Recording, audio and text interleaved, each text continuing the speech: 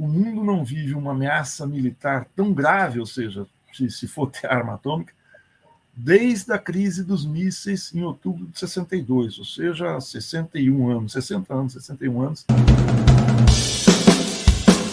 E não tem perspectiva para essa guerra terminar, né? Porque um ano não tem, né, qualquer sinal, né? Porque a estratégia, quer dizer, o objetivo da Ucrânia, que é o objetivo da OTAN, é não só filiar a Ucrânia à OTAN, mas tornar o país um representante dos Estados Unidos, transformar a Ucrânia no que são os países da Europa, colocar bases americanas na Ucrânia. A Itália tem cerca de 80 bases americanas, a Alemanha tem quase 100, a Alemanha tem 20 mil soldados, a Itália tem alguns campos aéreas que foram usadas na Guerra do Golfo no início dos anos 90 e na Guerra do Kosovo, da Iugoslávia, como uma espécie de porta-aviões dos Estados Unidos para os seus bombardeios, porque a Itália está numa localização estratégica do lado dos Balcãs e com uma relativa proximidade do Oriente Médio, e a Ucrânia seria uma coisa estratégica, é colocar bases americanas lá. Eu me lembro que quando a Hillary Clinton se candidatou contra o Trump em 2016, um dos projetos dela era colocar bases americanas na Polônia, que é um país aliado dos Estados Unidos. Isso foi deixado de lado. Porque a Rússia tem, como a gente sabe, tem um cinturão de segurança em volta, que são os países que ela tenta manter neutros nessa questão, pelo menos sem bases militares. A Rússia é um país marcado por invasões desde o início aí no meio da Idade Média, os cavaleiros teutônicos, o Napoleão em 1812, a Alemanha nazista em 1941, porque o terreno da Rússia, da Polônia, da Bielorrússia até Moscou, é formado, na maior parte das vezes, por estepes e rios. Estepe é um terreno plano, que você avança, o Napoleão com cavalaria e a Alemanha nazista com blindados, caminhões, infantaria motorizada e tal. Então, é uma vulnerabilidade que a Rússia tem, uma vulnerabilidade natural, que ela busca solucionar com esse tipo de anteparo. A lógica dos países socialistas do leste europeu, a própria Hungria, a Tchecoslováquia e tal, era muito ser o cordão de contenção, o que gerou muito descontentamento nesses países, porque as suas políticas externas estavam subordinadas à lógica do Estado soviético, e o que as colocava sob domínio soviético. Agora ninguém quer fazer isso, mas o que é muito ruim é elas ficarem sob influência ou tutela, desse nome que quiser, da OTAN. O Biden repetiu aqui, nenhum território da OTAN vai ser ameaçado. Se a Ucrânia entra para a OTAN, aí a guerra passa a ser uma guerra direta, sem subterfúgios, da OTAN com a Rússia. E isso aí, aí a guerra vira um problema. Então, a OTAN, completando o que você falou, Dri, só para voltar, não parecer que eu fiz um argumento solto, a Ucrânia, OTAN, Estados Unidos, não interessa o fim da guerra, e a Moscou não interessa, porque eles querem, lá na Crimeia, uma saída para o mar quente que a Rússia não tem. Né? A Rússia é um país imenso, e a única saída por um mar que não está metade do ano congelado, que é o Báltico, é o Mar Negro ali, que justamente sai pela Crimeia. Né? Ou seja, quer dizer, é muito difícil do ponto de vista... Eu falei isso aqui até antes de te ouvir, em outro programa, evidentemente, apesar das boas intenções do Lula, parece que a guerra não chegou no momento onde algum dos lados, ou seria melhor, os dois lados, tem interesse em encerrá-la, né, Maringoni? Nenhum. Eles têm interesse em seguinte: como a guerra, a gente nesse um ano de guerra teve um início de hostilidades muito forte, em que primeiro parecia, e eu não sei qual era o objetivo de Moscou, porque isso nunca é claro no campo de batalha, parecia que para a Rússia a guerra seria muito rápida, pela desproporção do efetivo militar da Rússia em relação ao da Ucrânia.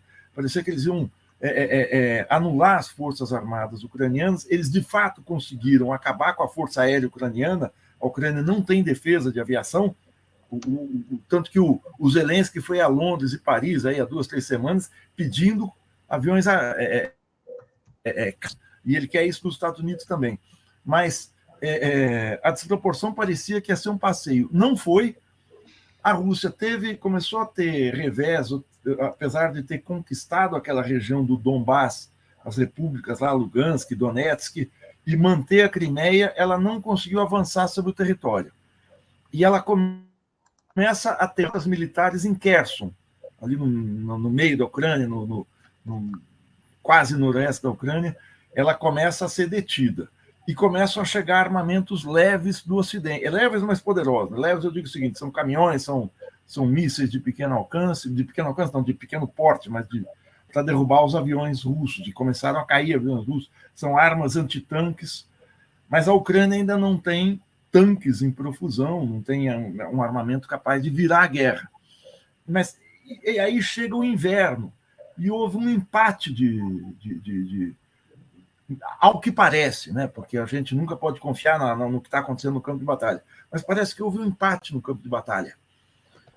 E o desequilíbrio desse empate, a Ucrânia acha que pode fazer agora, quando chegarem os armamentos, chegarem tanques, chegarem aviões, e os Estados Unidos estão despejando muito dinheiro lá, e a Rússia, quando fizer uma ofensiva final, no qual Putin insinua usar armas nucleares de alcance limitado, né? Eu não sei o que são armas nucleares limitadas. A hora que você põe arma nuclear, aí acabou qualquer limite. Ou fazer uma ofensiva final. Então, os dois países querem desempatar o jogo. Acham que tem condições. É possível que tenha. Não sei quem é que vai conseguir desempatar, mas cada lado espera a rendição do outro para qualquer tipo de negociação.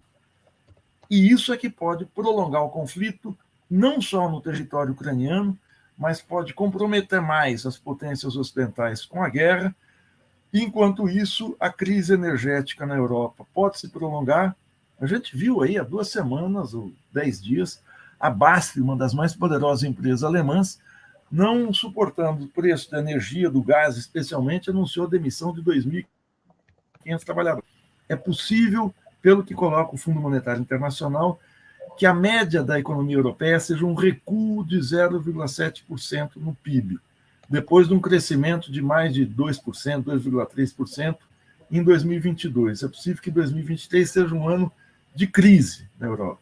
Aumento do desemprego, inflação, como a gente está vendo, quer dizer, continua a inflação, e isso, prolongado no tempo, todos nós sabemos socialmente os efeitos que isso pode ter, né? Pode gerar um descontentamento muito maior do que a gente viu até agora.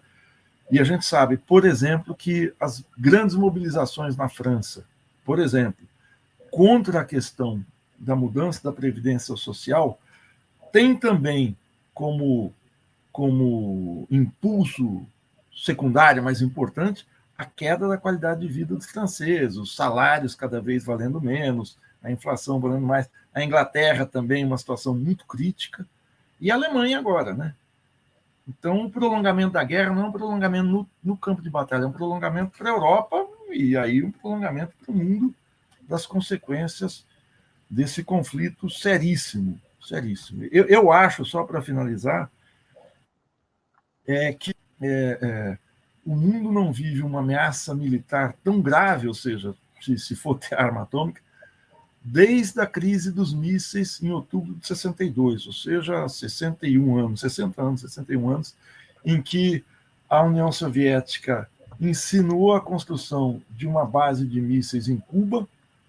O presidente Kennedy ameaçou usar armas nucleares contra Cuba, e ali as armas nucleares estavam muito frescas na memória de todo mundo, porque em 1962, 17 anos antes, em 1945, os Estados Unidos tinham jogado 2 bombas atômicas no Japão, Hiroshima e Nagasaki, num dos crimes de guerra não punidos até hoje, dos maiores da história da humanidade. Mas ali o mundo teve à beira de uma catástrofe nuclear. Se a Rússia for adiante nessa história, a conversa fica muito complicada. Então, qualquer tentativa de negociar a paz é boa. Por isso, eu reafirmo, a escorregada do Brasil foi muito séria. Muito bem. Dri, isso é muito, tem perguntas? É muito sério, né? Desde 1962, o mundo não vive uma ameaça tão grave, né? Imagina, né? Depois de tanto... O Maringoni não é o primeiro a falar isso, não. O Nasser falou isso aqui. Eu não sabia que o Reginaldo tinha falado isso. E alguém mais, agora estou tentando me lembrar, não estou conseguindo. Quer dizer, parece que está se consensando em relação a isso, que nós estamos num momento de grande ameaça, né, Maringoni?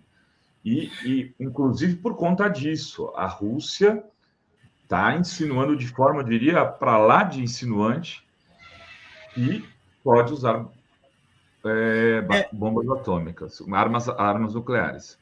Eu acho também muito ruim, desculpa, Rovato, te interrompi, mas... Imagina. Não, é o seguinte, essa questão de demonizar a Rússia. Porque é o seguinte, eu acho que os dois lados, aí eu estou com o Lula da revista Time, porque o Zelensky posa como país agredido, ele fez um discurso de 10 minutos na Conferência de Segurança de Munique, no final de fevereiro, no sábado de carnaval aqui no Brasil, dizendo que a Ucrânia estava lidando com a Rússia como a Rússia sendo um gigante, e usou a eterna figura do Davi do Golias. Então, a Ucrânia seria o camponês Davi, que vai vencer o gigante Golias, como na Bíblia, com uma funda, com um estilingue, com pedras e tal, né?